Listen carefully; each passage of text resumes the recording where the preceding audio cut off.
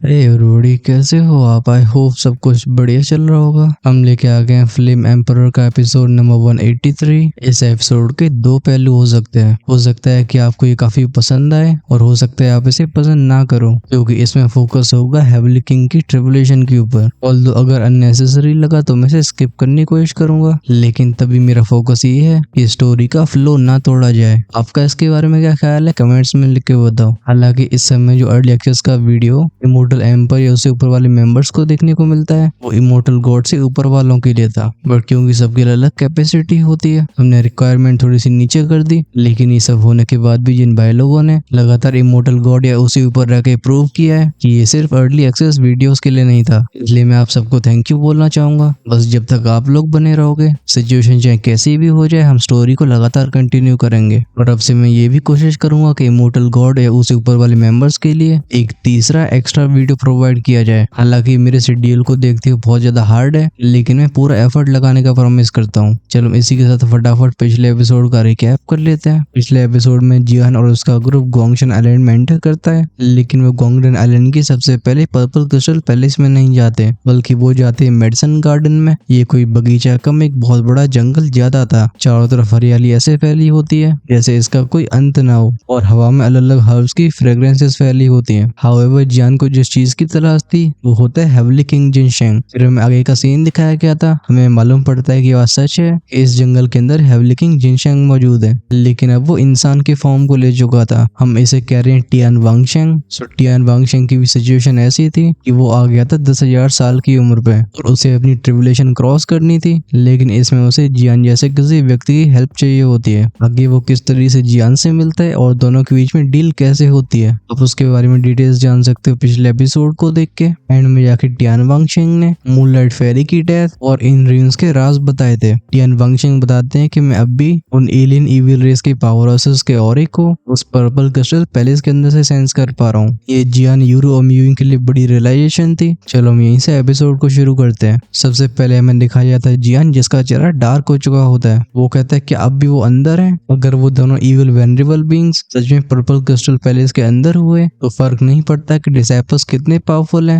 आखिरकार इनमें कोई दोषान लेवल तक नहीं पहुंचा है। ये उस पावर के सामने टिक नहीं पाएंगे। अगर जियान भी अपने सारे ट्रम्प कार्ड्स का इस्तेमाल भी कर लेता है, तब भी उसे एक पीक 8 दोदी का सामना करने में भी परेशानी हो जाएगी। तो फिर 2 पीक दोदी या फिर दोषान लेवल के एक्सपर्ट्स का सामना करना, ये उसके लिए दूर की बात होती है। जियान कहता लगता है परेशानी और बढ़ने वाली है। जियान के चेहरे के डार्क एक्सप्रेशन को देख के टियान वांगशेंग बोलता है, लेकिन पर्पल क्रिस्टल पैलेस में उन दोनों इविल बीइंग्स के साथ साथ फेरी जायू की डिसाइपल भी मौजूद है। जियान कहता है उनकी डिसाइपल। टियान वांगशेंग ने नोट किया था। वो कहते हैं मूनलाइट फेरी की डिसाइपल उसकी स्मृति से अपने आप को डिजास्टर से बचा पाई, लेकिन क्योंकि उसके मास्टर की डेथ हो गई, वो तब से पर्पल क्रिस्टल पैलेस से बाहर नहीं आई है। फेरी जायू के डिसाइपल के अंदर रहने का एक रीजन ये है कि वो अपनी यूनिक पावर से उन दोनों इविल रेस के पावर हाउस को सप्रेस कर रही है। वही मुझे ऐसा फील होता है कि इसका दूसरा कारण है। ऐसा लगता है वो किसी का इंतजार कर रही हो। जियान ये सुनकर थोड़ा सा कंफ्यूज हो गया था। वो कहता है इस दुनिया में होली फ्लेम्स के अलावा भी ऐसी पावर्स हैं जो एलियन इविल रेस को सप्रेस कर सकती हैं। टियान वांगशेंग बताते हैं कि भले होली फ्लेम्स उन इविल पावर्स की सबसे बड़ी दुश्मन हो, लेकिन उन्हें सप्रेस करने वाली बस वही नहीं है। ग्रेट थाउजेंड वर्ल्ड ने कुछ ऐसी पावरफुल फोर्सेस को भी जन्म दिया है जो इस काम को करने में माहिर है। ये सुन के जियान नोड करता है। बगल में खड़ी म्यूइंग चुपचाप से टियान वांगशेंग की बात सुन रही होती है। खासकर जब से टियान वांगशेंग ने ट्रिबुलेशन के बारे में मेंशन किया, ऐसा लगता है वो पुरानी यादों में खो चुकी है। टियान वांगशेंग बोलते हैं ऑलराइट, इससे पहले कुछ और बदलाव हो, चलो हम फोकस करते हैं ट्रिबुलेशन के ऊपर। अगर मैं सफल रहता हूँ तो मैं तुम्हारे साथ चलूंगा। मुझे लगता है अपने साथ एक पीक दोरी फाइटर का रहना, इससे तुम्हें परेशानी नहीं होगी, राइट? यह स्माइल करके बोलता है अगर ऐसी बात है तो चलो शुरू किया जाए। सीनियर अब बताओ कि मुझे क्या करना होगा। टियान वांगशेंग बोलते हैं सिंपल है, मैं सेंस कर पा रहा हूँ कि तुम्हारी कंपेनियन के पास भी होली फ्लेम है। कुछ समय में तुम दोनों अपनी होली फ्लेम का इस्तेमाल करके मुझे उस हेवली ट्रिबुलेशन से बचाओगे। आगे का रास्ता मैं खुद तय करूंगा। भले हेवली ट्रिबुलेशन टेरिफाइंग हो, तुम तीनों के पास 2 होली फ्लेम और मूनलाइट फेरी का इनहेरिटेंस रून है। ये दुनिया तुम तीनों का इतना विरोध नहीं करेगी। हालांकि जाने बीस को ट्रांसफॉर्म करने वाली हेवली ट्रिबुलेशन का सामना नहीं किया था, खासकर वो ट्रिबुलेशन जो दोषियान को भी डराती है। लेकिन एंसेस्टर शाओजुआन को रिवाइव करने के लिए उसे हेवली किंग जिनशेंग की आवश्यकता थी। अगर वो सफल रहता तो टियान वांगशेंग डेफिनेटली अपनी जिनशेंग बॉडी को जियान को दे देंगे, लेकिन अगर वो फेल भी होते हैं तभी जियान के पास जिनशेंग को बचाने का एक तरीका है। बस वो इतनी ज्यादा इफेक्टिव नहीं रहने वाली। टियान वांगशेंग की तरफ नोट करके जियान जियान मुड़ता है म्यूइंग की तरफ। वो कहता है तुम्हारे शरीर की होली फ्लेम, इसे तुम तभी इस्तेमाल करना जब कोई विकल्प न बचे। म्यूइंग ने भी हल्की आवाज में हाँ बोला होता है, लेकिन उसकी आंखों में अभी एप्रीहेंशन दिखाई दे रहा था। उसे अपना पास्ट याद आ रहा था। ह्यूमन फॉर्म को हासिल करने के लिए उसे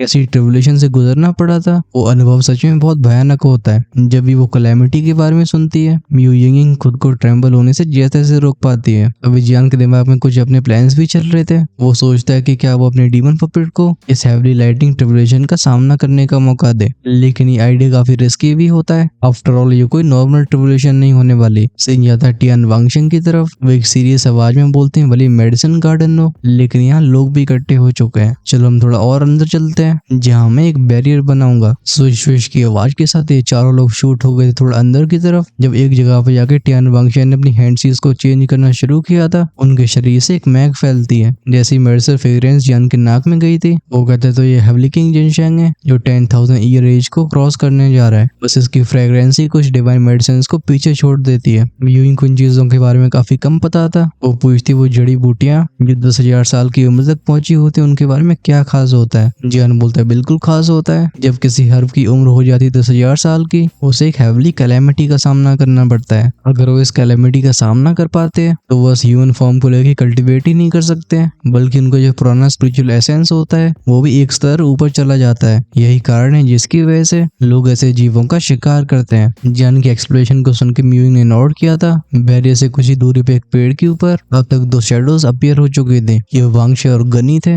वांगशे कहता है ये लोग क्या कर रहे हैं। ये सुन के गनी की आंखों में लाइट फ्लैश हुई थी। ऐसा लगता है वो किसी आंखों की स्किल को यूज कर रहा था। गनी कोई समय की बात बोलता है मैं क्लियर नहीं हूँ, लेकिन वो सिल्वर लाइट बैरियर एक स्ट्रॉन्ग फ्रेग्रेंस को फैला रहा है। वांगशे का ध्यान जाता है बैरियर के ऊपर। वो कहता है एक बैरियर। जवाब में गनी ने नोट किया था। वो बोलते हैं हाँ, और ये कोई नॉर्मल बैरियर नहीं है। सीन क्या था सिल्वर लाइट बैरियर के अंदर। जब जियान अपने चारों तरफ के बैरियर की मजबूती को सेंस करता है, वो भी इससे काफी इम्प्रेस हो गया था। टियान वांगशेंग जियान और म्यूइंग की तरफ मुड़े थे। वो कहते हैं तुम दोनों भी तैयार हो जाओ क्योंकि मैं हेवली ट्रिबुलेशन को बुलाने वाला हूँ। ये सुन के जियान आगे बढ़ गया होता है। जमीन पे बैठ के मेडिटेट करने से पहले वो यूरो म्यूइंग से बोलता है तुम दोनों केयरफुल रहना, ये हेवली ट्रिबुलेशन बहुत खतरनाक हो सकती है, कोशिश करना कि ये तुम्हें इफेक्ट ना करे। ये सुन के म्यूइंग और यूरो एक दूसरे की आंखों में देखते हैं, फिर वो चुपचाप से पीछे हट जाते हैं। वो समझते हैं कि जियान पहले सिचुएशन को खुद संभालना चाहता है, लेकिन अगर तब भी उसे दोनों की जरूरत पड़ती है तो ये लड़कियां एक्शन लेने के लिए तैयार थी। जियान आंखें बंद करके मेडिटेट कर रहा था। उसकी कोशिश होती है खुद को पीक कंडीशन में ले जाने की। समय आगे बढ़ता है। जरा कुछ हमें 8 मिनट्स के बाद का दिखाया गया था।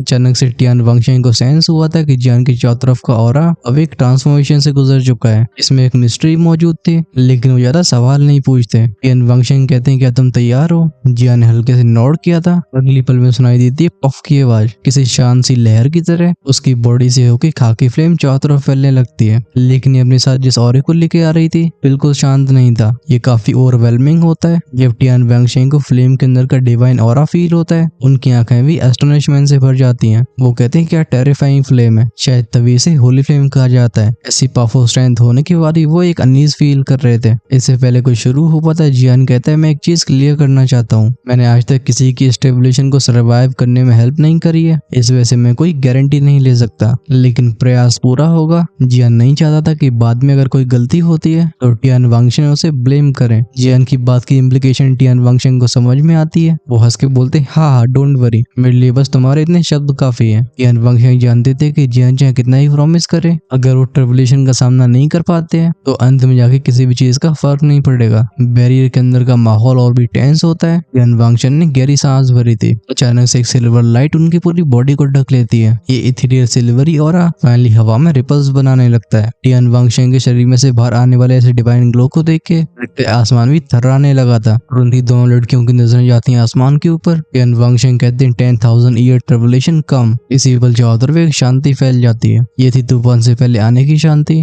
जब यहाँ से थोड़ी दूर पॉइजन सैक की दोनों डिसाइपल्स वातावरण में ऐसे बदलाव को सेंस करती हैं, दोनों के रोंगटे खड़े हो जाते हैं। वुडू जो कि पॉइजन सैक की सीनियर डिसाइपल थी, वो अपनी 7 स्टार 2 एम्पर लेवल की स्ट्रेंथ के बाद भी खुद को ट्रेम्बल होने से नहीं रोक पाती, और तो चारों तरफ का प्रेशर खतरनाक तरीके से राइज हो रहा था। इस 5 पॉइजन गर्ल के साथ होता है म्यूफंग। जैसे 5 पॉइजन गर्ल और वुडू एक ही है। ऊपर की तरफ देख के म्यूफंग कहता है ये थंडर क्लाउड्स हैं, लेकिन इनका ऑरा ये रेगुलर थंडर क्लाउड से 10 गुना स्ट्रॉन्ग है। जियान को पहले ही वो इंग्रेडिएंट्स मिल चुके हैं जिनसे वो स्पिल को रिफाइन करने वाला था। ये सुन के 5 पॉइजन गर्ल अपने सिर को हिलाती है। वो कहती है थंडर क्लाउड्स मुझे ऐसा नहीं लगता, क्योंकि अगर ये एक एल्केमी ट्रिबुलेशन होती तो इस लेवल की पिल को रिफाइन करने के लिए कम से कम कुछ दिन लगते। आसमान में जैसे बदलाव हो रहे हैं उनके बारे में दूर से ही गैस करना सही नहीं था। फाइव पॉइजन गर्ल साय करके बोलती है जाने दो, हमें कुछ और जरूरी हब्स इकट्ठी करनी है, उन्हें ढूंढने के बाद हम जियान से मिलने चलेंगे। कुछ ऐसी सिचुएशन होती है लेंग फुयाओ के ग्रुप की। अभी लेंग फुयाओ भौं से उड़ के आसमान को देख रही होती है। वो कहती है कैसी स्ट्रेंज फ्लक्चुएशंस हैं। बगल में खड़ी चिंगशिंग का चेहरा भी अनीज से भरा हुआ था। वो कहती क्या टेरिफाइंग हो रहा है, क्या ये एक ट्रिबुलेशन है। तभी उसे याद आते हैं अपने मास्टर के शब्द। हम अचानक से उसकी बॉडी को ट्रेम्बल होती हुए देखते हैं। वो कहती क्या ये वही ट्रिबुलेशन है जिसे दूषण पावर हाउस को इंड्योर करना पड़ता है। ये सुन के लेंग फुयाओ अपने सिर को हिला के बोलती नहीं, ऐसा नहीं होना चाहिए। भले ही हेवन अर्थ में पैदा होने वाली चीज 10,000 साल तक जी सके,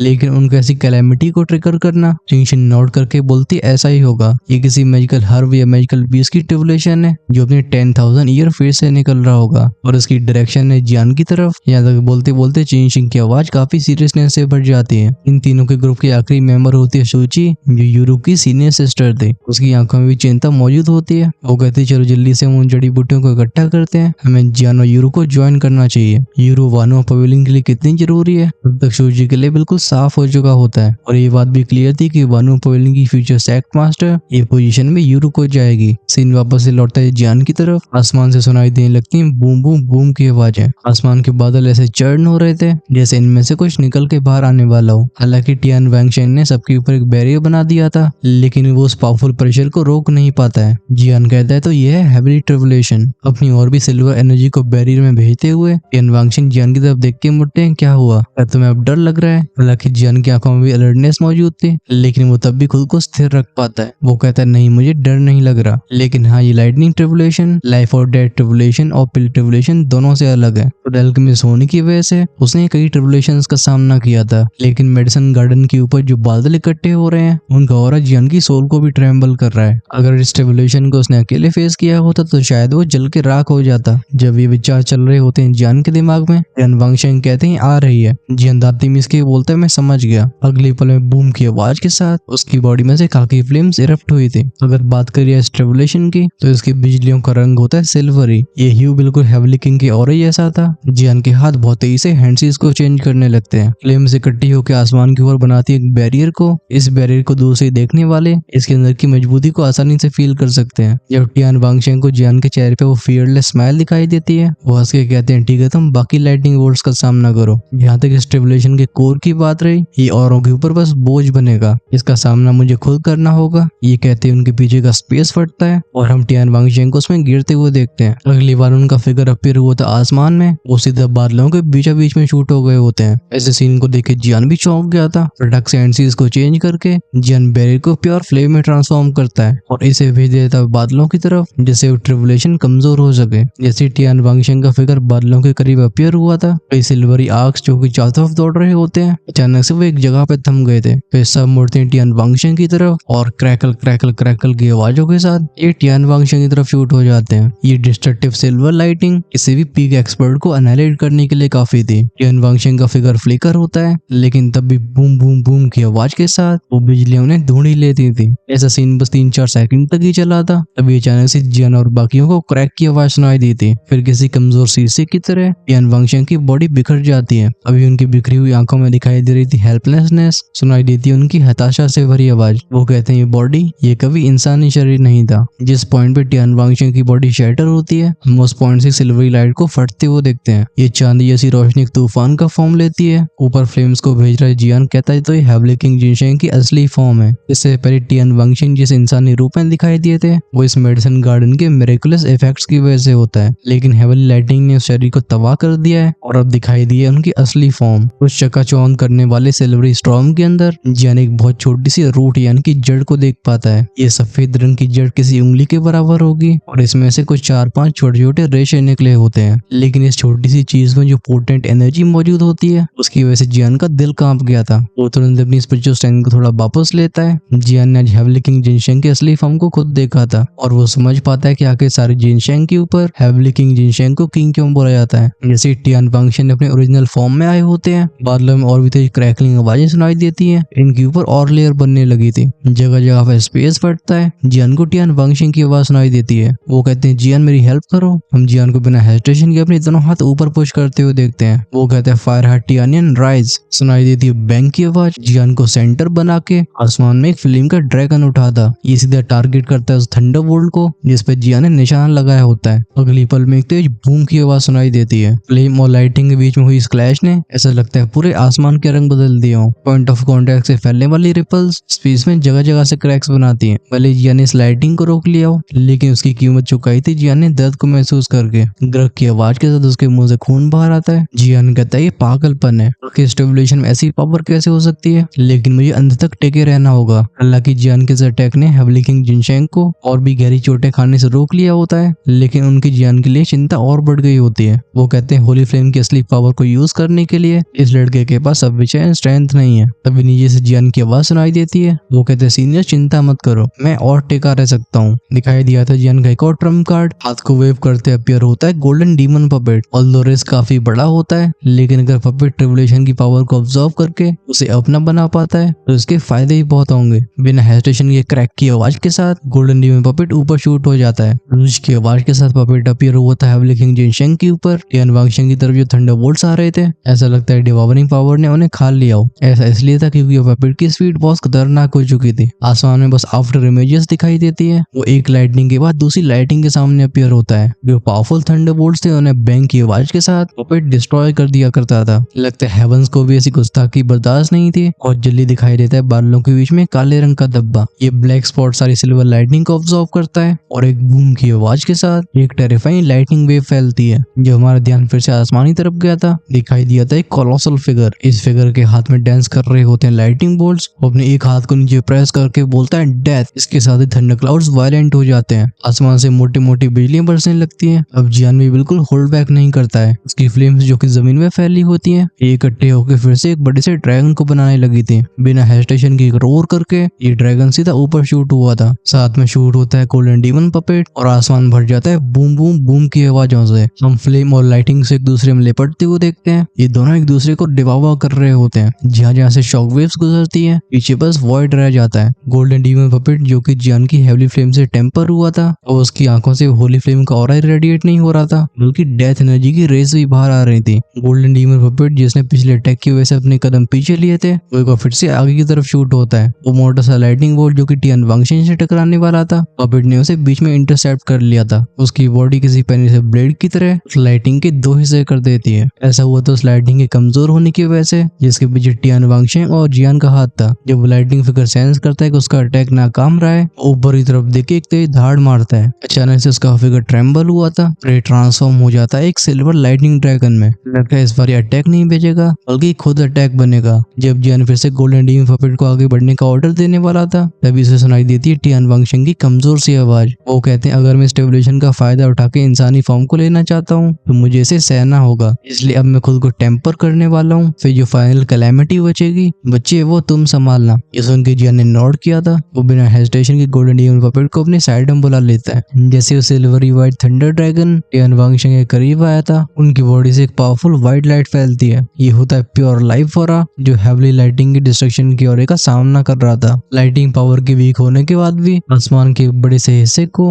वो बिजली का ड्रैगन एक डेथ जोन बना लेता है। यहाँ बिजलियां डांस कर रही थी। ऐसा लगता है अगर इस बड़े से एरिया के किसी भी पॉइंट पे कोई भी बदलाव होता है तो सारी लाइटिंग वहीं पर अटैक करेगी। जैसे टियान वांगशेंग मूव करते हैं, क्रैकलिंग आवाजों के साथ वो सारी बिजलियां उनके ऊपर टकराने लगती है। सबके कानों में जाती तेज आग की आवाज। ऐसी दर्द भरी चीख को सुन के जियान की भी फेस मसल्स ट्विच होती है। वो अपने सर को हिला के बोलता है अब हम फाइनल मूवमेंट का इंतजार ही कर सकते हैं। हालांकि बिजलियों की घनेपन और तादाद की वजह से हेवली किंग जिनशेंग की सिचुएशन को देखना पॉसिबल नहीं था, लेकिन तब भी दूसरी चीजें सेंस करी जा सकती थी। जियान फील कर पाता है कि उस लाइटिंग ड्रैगन से फाइट में टियान वांगशेंग के साथ एक बड़ा बदलाव हो रहा है। उनकी जिनशेंग बॉडी से जो सफेद रोशनी बाहर आ रही थी वो धीरे धीरे एक नए शेप को लेने लगी होती है। ये आकार मिलता जुलता था किसी इंसान से। ऐसे नजारे को देखने वाला जियान खुद को काफी खुशकिस्मत समझता है। जियान कहता है ट्रिबुलेशन सच में मिस्टीरियस है। मैंने सोचा नहीं था कि कोई इस तरीके से अपनी फॉर्म को भी बदल सकता है। सीन थोड़ा आसमान की तरफ गया था जब उस लाइटिंग फील्ड में हेवली किंग जिनशेंग के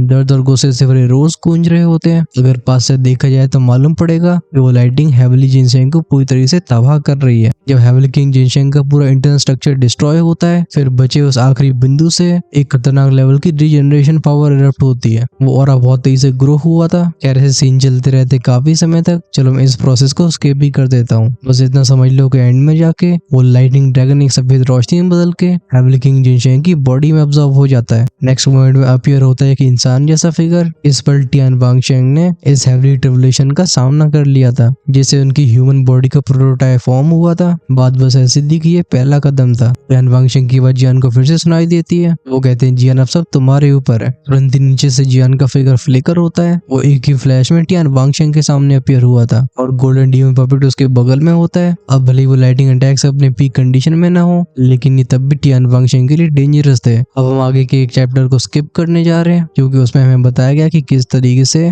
डीमन पपेट ने हेवली लाइटिंग को ऑब्जर्व किया और बीच में कुछ और चेंजेस हुए थे। एंड में जाके डीमन पपेट की बॉडी से एक सिल्वरी व्हाइट एनर्जी बाहर आने लगी थी। अगर इस एनर्जी को ध्यान से देखा जाए तो ये होती है लाइफ और डेथ एनर्जी का एक कॉम्बिनेशन। एंड में जाके टियान वांगशेंग भी पूरी तरह से इंसान में ट्रांसफॉर्म हो चुके थे। उनके शरीर पे एक सफेद रंग का छोटा सा पैटर्न होता है। ये सबूत था उनकी 10,000 साल की कैलेमिटी को पास करने का। ये चैप्टर मैंने एक्सपेरिमेंटली स्किप किया है। अगर आपको लगता है कि मुझे स्किप नहीं करना चाहिए था तो कमेंट्स में लेके बताइएगा, जैसे हम आगे की स्टोरी को उसी तरीके से बढ़ाएं। वहीं पे अगर आपको ऐसा लगता है कि इस तरीके के चैप्टर्स को स्किप करना चाहिए तो हम आगे से ऐसा भी कर सकते हैं। चलो बैक टू द स्टोरी। जब लाइटिंग ट्रिबुलेशन के वो बादल छटने लगे थे, आसमान में खड़े जियान को देख के यूरो और म्यूइंग दोनों अपनी खुशी को छिपा नहीं पाते। दोनों साथ में बोलती हैं सक्सेसफुल। जियान के हर एक एक्शन के साथ इन दोनों लड़कियों की भावनाएं भी उछल कूद कर रही थी। खासकर जब जियान ने लाइटिंग ट्रिबुलेशन को एक्सप्लोर किया। खैर उसके बारे में तुम सभी को तो पता नहीं होगा मैं क्या बात कर रहा हूँ, बट बेसिकली जियान ने सारी परेशानियों का सामना किया था। ऑल्दो उसका साथ दे रहा था डीमन पपेट, लेकिन तब भी जियान मेन फिगर होता है। जियान के बगल में खड़े टियान वांगशेंग जो कि प्रॉपर ह्यूमन फॉर्म को ले चुके होते हैं, हम उन्हें अपने हाथ को कप करके बाव करते हुए देखते हैं। वो जियान को थैंक यू बोलते हैं। बस बात ऐसी थी कि उनका शरीर किसी रोबोट की तरह बिहेव कर रहा होता है। क्लियरली इंसानी शरीर उनके लिए नया होता है। वो जियान से कहते हैं जैसा कि मैंने तुमसे प्रॉमिस किया था। उनके एक इशारे पे जड़ अपीयर होती है उनके हाथ के ऊपर और टियान वांगशेंग इसे जियान को दे देते हैं। जियान इसे रिसीव करने से बिल्कुल नहीं शर्माता। जिस पल उसके हाथ इस जड़ को छूते हैं उसे ऐसा फील होता है जैसे उसकी सोल डांस करने लगी हो। ये जिनसेंग इतनी ज्यादा पावरफुल थी। वो मन ही मन में कहता है इस हेवली किंग जिनसेंग के सिक्योर होने के बाद अब एंसेस्टर का रिजरेक्शन में बस एक चीज रह गई है और उसका नाम था स्काई ड्यू। हाँ ये सच में हेडेक होने वाला है, लेकिन जैसी जानकारी जियान ने इकट्ठी करी थी उस स्काई ड्यू का कोई इंसानी फॉर्म नहीं होना चाहिए। इसका मतलब इस चीज की तलाश के लिए जियान को ड्रैगन क्लैन जाना होगा। लेकिन ड्रैगन क्लैन कैसे पावरफुल बीइंग से भरा हुआ है ये दुनिया में कोई बता सकता था। बगल में खड़े हेवली किंग जिनशेंग बोलते हमें नीचे जाना चाहिए, हमारे द्वारा किया हुआ कमोशन काफी बड़ा था, ये औरों के ध्यान को आकर्षित कर लेगा। जियान जो कि टियान वांगशेंग के साथ नीचे के बैरियर की तरफ आ रहा था, वो स्माइल के साथ बोलते अब तो आप एक इंसान बन चुके हो। टियान वांगशेंग बोलते हाँ ये सच है, लेकिन अब मेरी स्ट्रेंथ भी वंशा दूधी की रह गई है। ये कहते हुए भी उनके चेहरे पे स्माइल थी। क्लियरली अपनी पीक दूधी की स्ट्रेंथ को खोने के बाद भी उन्हें कोई कंप्लेंट नहीं होती है। नीचे उतरते तीनों लड़कियां टियान वांगशेंग को कांग्रेचुलेशंस बोलती हैं। यूरू कहती क्योंकि आप एक इंसान हो आपको एक इंसानी नाम भी चाहिए होगा, बेकार हम हमेशा आपको हेवली किंग जिनसेंग ही बुलाते नहीं रह सकते।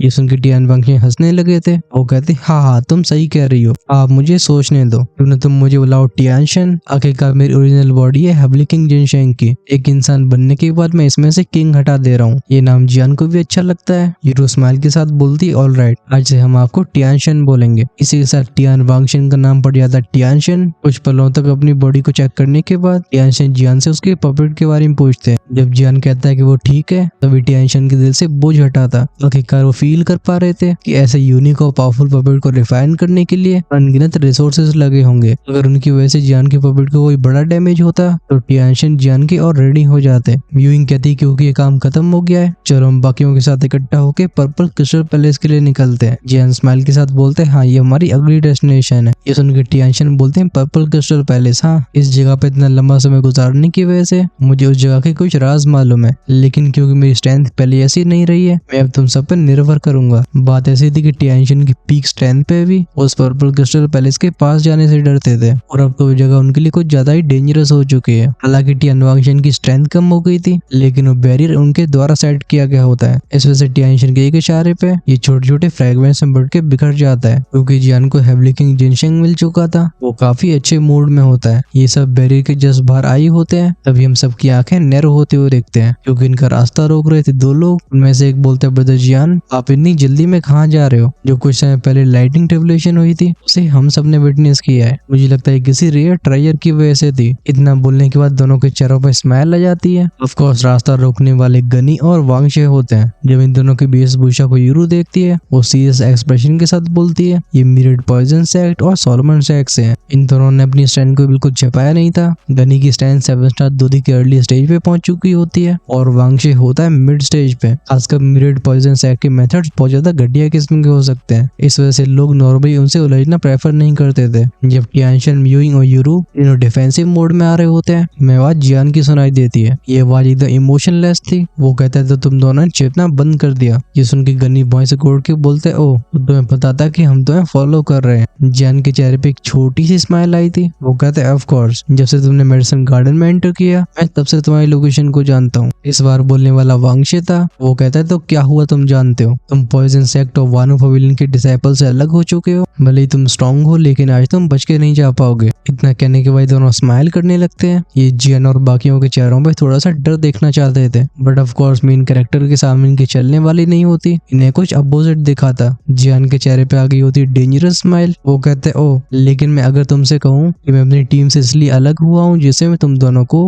उन झाड़ियों से बाहर ला सकूं, तो फिर तुम्हें क्या लगेगा? क्या तुम मेरा भरोसा करोगे? ऑफ कोर्स वांगशे और गनी को इस पे बिलीव नहीं हुआ था। वांगशे हंस के बोलते हा, जियान मैं तुम्हारी स्टैंड की रिस्पेक्ट करता हूँ, लेकिन तुम सच्चाई को कुछ ज्यादा ही खींचने की कोशिश कर रहे हो। तुम पहले से हमारे कल्टिवेशन लेवल तक नहीं हो और अब तो तुम्हारे पास 2 बर्डन और हैं। वहीं पे हम दोनों अपने सेक्ट के टॉप डिसाइपल्स हैं। वांगशे की बात को सुन के जियान अपने सिर को हिलाता है। वो कहते हैं ऑफ कोर्स मैं कैसे भूल सकता हूँ, लेकिन तुम्हारे लिए अफसोस की ये बात है कि तुमने अभी मुझे हल्के में लिया है। जैसे वर्ड्स जियान के मुंह से बाहर आए थे, गनी और वांगशे दोनों को चारों तरफ का स्पेस डिस्टॉर्ट होता वो फील होता है। इस फटने वाले स्पेस में से बाहर आती है गर्मी जो सबको अपने शिकंजे में लेने लगी थी। वांगशे चिल्ला के बोलता है फॉर्मेशन। इन दोनों ने अपनी पलकें झपकाई होती है और गनी के चेहरे का एक्सप्रेशन अगली हो जाते हैं। वो कहता है ये सब कहाँ पे गए? दोनों पाते कि इनके चारों तरफ की सीनरी चेंज हो चुकी है। वांगशे तुरंत ही दांती मीस के बोलता है डैम इट, हम जियान की फॉर्मेशन में फंस गए हैं। मैं कैसे भूल सकता हूँ कि जॉन सेंटिन का सबसे पावरफुल बैटल फॉर्मेशन मास्टर उस डैम फंक्शन पवेलियन से आता है। तभी वांगशे के नाक में धुआं गया था। वो जब नीचे देखता है तो पाता है कि जहाँ पे वो खड़ा हुआ है वो जगह पूरी तरह से लाल हो चुकी है और अब वो ओवरवेलमिंग हीट इन दोनों का असली इम्तिहान लेने वाली थी। और इम्तिहान से मुझे याद आया मेरा कुछ ही दिनों में एक आखिरी एग्जाम होने वाला है। मैं तो उसकी प्रिपरेशन करने चला। हम आगे की स्टोरी को नेक्स्ट एपिसोड से कंटिन्यू करेंगे। इस एक्सप्रेशन को सुन के आपको कैसा फील हुआ है और आपके दिमाग में जो भी सजेशंस हैं उन्हें कमेंट्स में जरूर लिखिएगा। हम डेफिनेटली उन्हें रीड करेंगे और उसके हिसाब से फ्यूचर के एपिसोड इंप्रूव करे जाएंगे। नेक्स्ट एपिसोड फोकस करने वाला है पर्पल क्रिस्टल पैलेस के ऊपर और हम आज उसके स्पॉयलर्स को अवॉइड कर रहे हैं। अगर आपसे नेक्स्ट एपिसोड का वेट नहीं होता है तो ज्वाइन कर सकते हो चैनल की मेंबरशिप को, जिससे आप शाम को अगले दिन के एपिसोड को एंजॉय कर पाओगे। आपको ज्वाइन का बटन सब्सक्राइब के साइड में दिख रहा होगा। So yeah check that out. Stay safe, tata, bye bye.